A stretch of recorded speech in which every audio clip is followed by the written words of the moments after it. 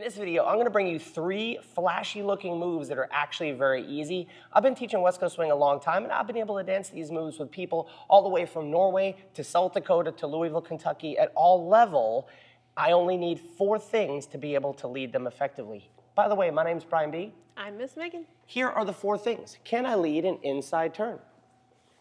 That's checkpoint number 1. Can I lead and can my follower follow a whip? That's number 2.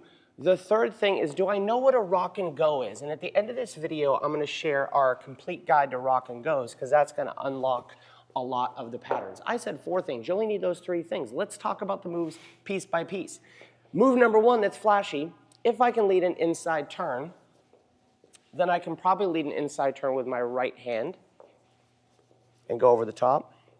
Then I can lead a right side pass to get back to this. But if I can do both of those, flashy move number 1 is this inside turn with a rock and go to another one. And I could continue that over and over. Let's look at the coolest version. 1, 2, 3, and 4, 5, and 6, 7, and 8, 9, and 10, 11, and 12, 13, and 14. Here's what's going on with that move. Obviously, I need the basic inside turn. I need to be able to lead this inside turn with my right hand over my head so that that's comfy. What I'm going to do is I'm going to combine the rock and go. I'm going to get to count 4 and catch Megan's elbow. 1, 2. I'm going to be looking for elbow 3 and 4. From here, I'm going to lead the rock and go. So both of my hands have to allow her to go rock and go. Rock and go. What happens to my footwork is less important. It's more about where she's at. Lead the inside turn, anchor, step. Let's look at it from the other side. We're actually going to do it twice, because if I can do it once, I can probably do it twice. 1, checkpoint number 2, or move, or count 2. I roll in 3 and 4. Now the rock and go. 5 and 6. If I can get that far, I can keep going.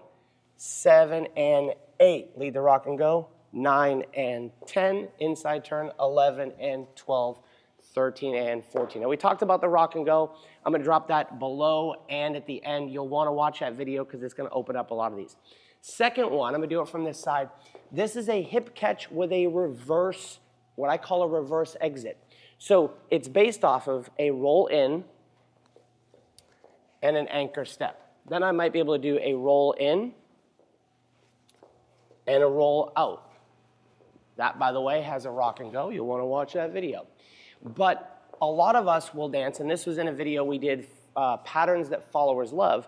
We did this roll in to a hip catch, and this has a lot of different endings. I could just send her back the other way. I like to roll her back in front of me, but this is not the cool move that I want to get to. I've done this version. But I call this a reverse exit because it goes opposite of the way that a lot of us have learned this move the first time or that we'll see commonly. And it's not that hard. So we have 1, 2. I roll Megan into count 4. 3 and 4. I'm going to pop her out and 5. And 5. We're going to start to switch this hand over to where I can see if I had a watch on my right hand. For 6. Now I'm going to lead the rock and go 7 and 8. Megan likes to sweep here. 7 and 8, so that's my rock and go, inside turn, anchor, step. Let's look at the other way. This is very, very, very doable. There's only 1 catch I need to get. 1, 2, she rolls in, 3 and 4, we pop back, 5. On this moment here, I need to start switching this hand and creating some tension during count 6 so that she knows that this is the direction, 7 and 8, inside turn, anchor, step. That's move number 2. This is move number 3, and I like this quite a bit because it looks super cool and you can make it hard, but I can get lots of different followers through it.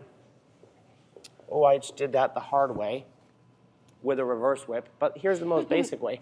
Basic whip, 1, 2, 3, and 4, 5, 6. So that duck. Let's talk about how we can do that. This is a good thing to break up the monotony a little bit, hit an accent. I'm going to get Megan to count 4. 1, 2, 3, and 4. From here, I start to change this so I can look at my watch. I take this hand here and I start to pick up her tricep / elbow. She's going to step forward. Forget about the counts for now.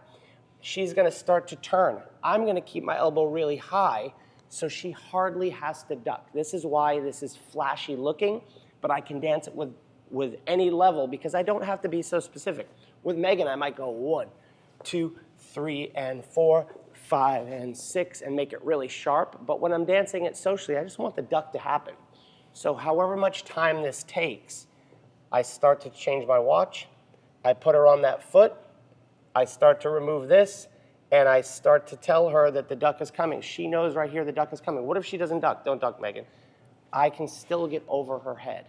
Maybe the second path, let's do this from a reverse whip, make it more complicated. A reverse whip, boom, and then I can make a duck look really cool. But all of this is predicated off of a rock and go. You'll want to watch this video here where we discuss how those rock and goes work and affect different patterns. You can use that to take basically anything you know and build it into more complicated moves. And if you have not yet seen our ebook, 200 Tips and Tricks for West Coast Swing, you can download it here. Literally, it's got a clickable guide. You want to improve your styling, musicality, spins and turns, anchor steps, connections.